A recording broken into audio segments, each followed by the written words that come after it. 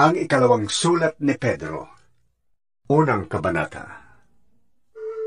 Mula kay Simon Pedro, lingkod at apostol ni Jesucristo, para sa inyong lahat na tulad namin tumanggap ng napakahalagang pananampalatayang mula sa ating makatarungang Diyos at tagapagligtas na si Jesucristo.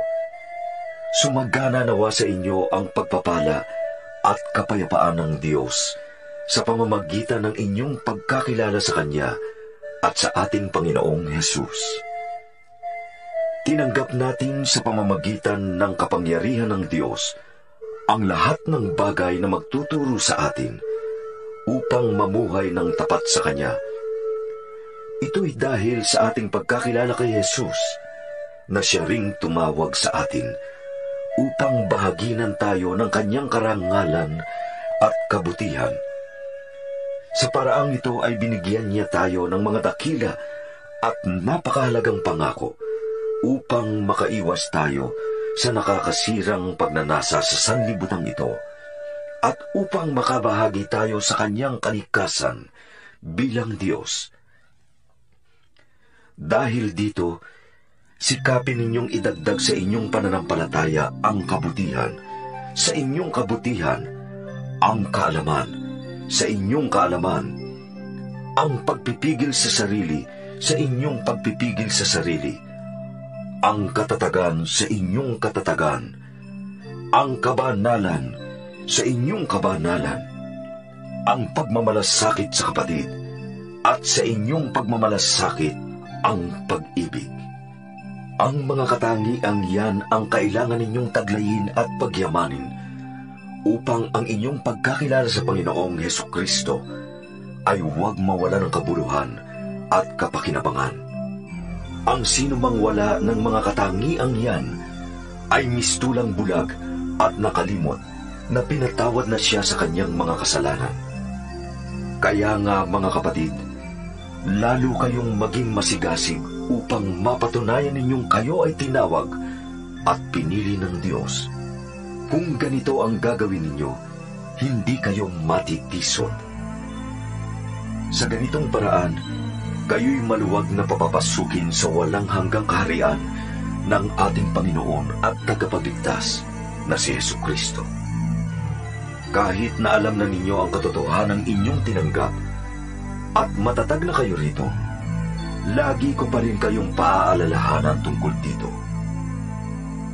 Minabuti kong sariwain ito sa inyong isipan habang ako'y nabubuhay pa. Alam kong hindi na ako magtatagal sa buhay na ito, ayon sa ipinahayag sa akin ng ating Panginoong Hesukristo. Kaya't gagawin ko ang lahat upang maalala pa rin ninyong lagi ang mga bagay na ito, kahit ako'y nasa kabilang buhay na. Ang ipinahayag namin sa inyo tungkol sa kapangyarihan at muling pagparito ng ating Panginoong Hesukristo ay hindi mga alamat na katha lamang ng tao. Nasaksihan namin ang kanyang kadakilaan nang tanggapin niya mula sa Ama ang karangalan at kapurihan. Ito'y nangyari nang marinig namin ang tinig mula sa dakilang kaluwalhatian ng langit. Ito ang pinakamamahal kong anak. Siya ang lubos kong kinalulugdan. Narinig namin ito mula sa langit, sapagkat kami kasama niya sa banal na bundok. Kaya naman lalong tumibay ang aming paniniwala sa ipinahayag ng mga propeta. Makakabuting ito'y pag-ukulan ninyo ng pansin, sapagkat tulad ito sa isang ilaw sa kadiliman na tumatanglaw sa inyo hanggang sa sumikat ang araw ng Panginoon at magliwanag sa inyong mga puso ang tala sa umaga. Higit sa lahat, unawain ninyong walang makakapagpaliwanag ng alinmang propesiya sa kasulatan sa sariling kakayahan, sapagkat ang pahayag ng mga propeta ay hindi nagbuhat sa kaisipan lamang ng tao. Ito'y galing sa Diyos at ipinahayag ng mga taong nasa ilalim ng kapangyarihan ng Espiritu Santo. Ikalawang kabanata. Noong una, may mga huwad na propetang lumitaw sa Israel.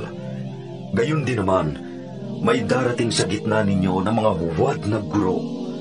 Lihim silang magtuturo ng mga maling aral na ang dulot ay kapahamakan. Pati ang Panginoong nagligtas sa kanila ay kanilang itatakwil. Kaya't di magtatagal at sila'y mapapahamak. At marami silang mahihikayat na sumunod sa kanilang kahalayan. At dahil dito, pati ang daan ng katotohanan ay mapaparatangan ng masama. Sa kanilang kasakiman, lilinlangin nila kayo sa pamamagitan ng kanilang mga matatamis na salita para lamang sila yumaman. Matagal nang nakahanda ang hatol sa kanila at ang pupuksa sa kanila ay hindi natutulog. Hindi pinatawad ng Diyos ang mga anghel na nagkasala. Sila'y itinapon sa impyerno kung saan sila'y iginapos sa kadiliman upang doon hintayin ang araw ng paghuhukom. Dahil sa kasalanan ng tao noong unang panahon, ginunaw ng Diyos ang daigdig sa pamamagitan ng baha.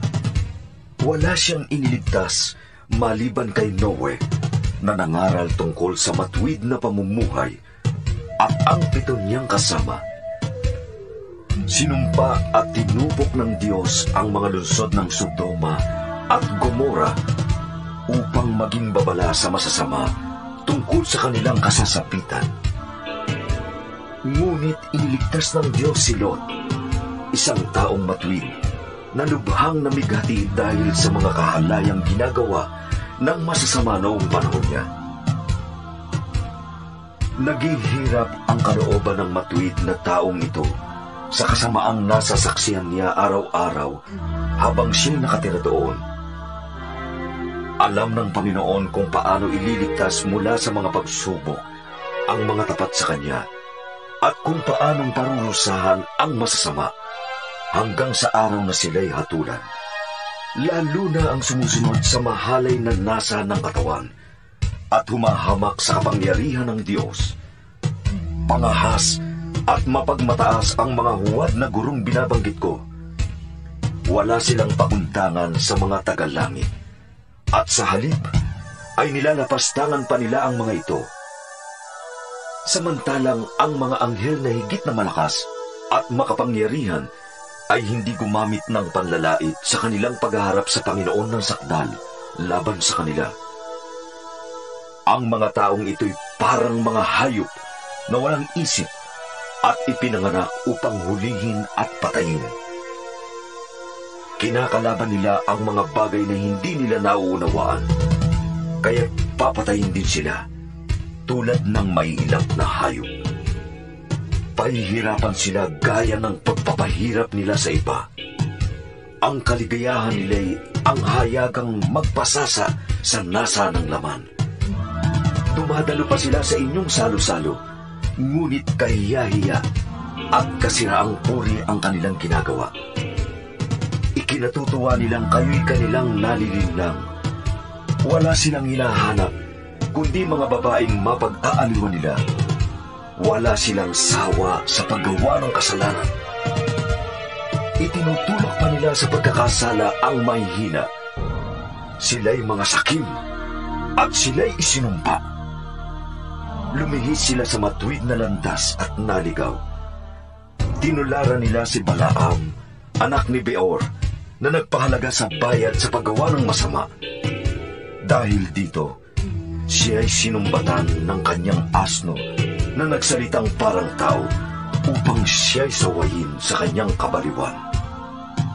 Ang nakakatulad ng mga huwad na gurong ito ay mga batis na walang tubig at ulap na itinataboy ng malakas na hangin. Inilaan na ng Diyos ang kadiliman para sa kanila. Mataas silang mangusap, ngunit wala namang kabuluhan ang sinasabi. Ginagamit nila ang nasa ng laman upang maibalik sa kahalayan ang mga nagsisimula pa lamang lumayo sa mga taong may likong pamumuhay. Ipinapangako nila ang kalayaan sa nahihikayat nila, subalit sila mismo ay alipin ng kasamaan. sapagkat ang tao ay alipin ng anumang hindi niya kayang labanan. Nakaiwas na sa kasamaan ng daigdig ang mga taong kumilala kay Hesukristo na Panginoon at tagapagligtas. Ngunit kung muli silang maakit sa dating masamang gawain at tuluyang mahulog dito, ang magiging kalagayan nila ay masahol pa sa dati. Mabuti bang hindi na nila natutuhan ang daang matuwid kaysa matapos matutuhan ang banal na kautosang itinuro sa kanila ay tumalikod sila dito. Angkop na angkop sa nangyari sa kanila ang mga kasabihang ugali ng aso matapos sumuka ay muling kinakain ang nailuwana at ito namang baboy, paliguan mo man, pilit na babalik sa dating lubluban. Ikatlong kabanata. Mga minamahal, ito ang ikalawang sulat ko sa inyo. Sa dalawang sulat na ito ay sinikap kong gisingin ang malinis ninyong isipan sa pamamagitan ng pagpapaalala ng ilang mga bagay. Alalahanin ninyo ang mga sinabi noon ng mga banal na propeta at ang utos na ibinigay sa inyo ng Panginoon at tagapagligtas sa pamamagitan ng mga apostol na isinugo sa inyo. Una sa lahat, dapat ninyong malaman na sa mga huling araw ay pagtatawanan kayo ng mga taong namumuhay ayon sa nasa ng laman. Sasabihin nila, si Kristo'y nangakong darating, hindi ba? Nasaan na siya? Namatay na ang ating mga ninuno, ngunit wala pa rin pagbabago buhat ng likhain ng mundong ito. Walang halaga sa kanila ang katotohanang ang langit at lupa ay nilikha ng Diyos sa pamamagitan ng kanyang salita. Nilikha ang lupa buhat sa tubig at sa pamamagitan ng tubig. Sa pamamagitan din ng tubig, ginunaw ang daigdig ng panahong iyon. Sa pamamagitan din ng salitang iyon ay nananatili ang mga langit at ang lupa upang tupukin sa apoy pagdating ng araw ng paghuhukom at pagpaparusa sa masasama. Ngunit huwag ninyong kalilimutan ito, mga minamahal, na sa Panginoon, ang isang araw ay 1,000 taon, at ang 1,000 taon ay isang araw lamang. Ang Panginoon ay hindi nagpapabaya sa kanyang pangako, gaya ng inaakala ng ilan. Hindi pa niya tinutupad ang pangakong niyon alang-alang sa inyo. Binibigyan pa niya ng pagkakataon ang lahat na makapagsisi at tumalikod sa kasalanan, sapagkat hindi niya nais na may mapahamak. Ngunit ang araw ng Panginoon ay darating na tulad ng isang magnanakaw. Sa araw na iyon, ang kalangitan ay biglang mawawala, kasabay ng isang malakas na ugong. Matutupok ang araw, buwan, at mga bituin. Ang mundo at ang lahat ng mga bagay na naririto ay mawawala. At dahil ganito ang magiging wakas ng lahat ng bagay, maging masunurin kayo sa Diyos at mamuhay kayo ng banal.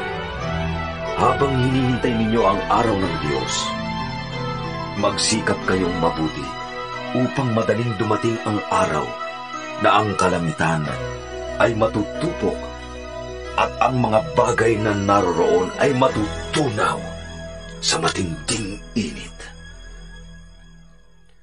Naghihintay tayo ng bagong langit at ng bagong lupa na paghaharian ng katarungan, sapagkat ganoon ang kanyang pangako. Kaya nga, mga minamahal, habang naghihintay kayo, sikapin ninyong mamuhay ng mapayapa, walang dungis at kapintasan. Isipin ninyong kaya nagtitimpi ang Panginoon ay upang bigyan kayo ng pagkakataong maligtas. Iyan ang sinulat sa inyo ng kapatid nating si Pablo. Taglay ang karunungang kaloob sa kanya ng Diyos. Sa lahat ng sulat niya tungkol sa paksang ito, Ganito ang lagi niyang paalala. Kaya lang, ang ilang bahagi sa kanyang mga sulat ay mahirap unawain at binibigyan ng maling kahulugan ng mga mangmang at magugulong pag-iisip. Ganyan din ang kanilang ginagawa sa ibang mga kasulatan, kaya nga't ipinapahamak nila ang kanilang sarili. Ngayong ito'y alam na ninyo, mga kapatid, dapat kayong mag-ingat upang huwag kayong mailigaw ng mga taong walang sinusunod na batas. At nang sa gayon, hindi kayo matitinag sa inyong mabuting kalagayan. Magpatuloy kayong lumago sa kagandahang loob at sa pagkakilala sa ating Panginoon at tagapagligtas na si Jesucristo. Sa Kanya ang kaluwalhatian, ngayon at magpakailanman. Amen.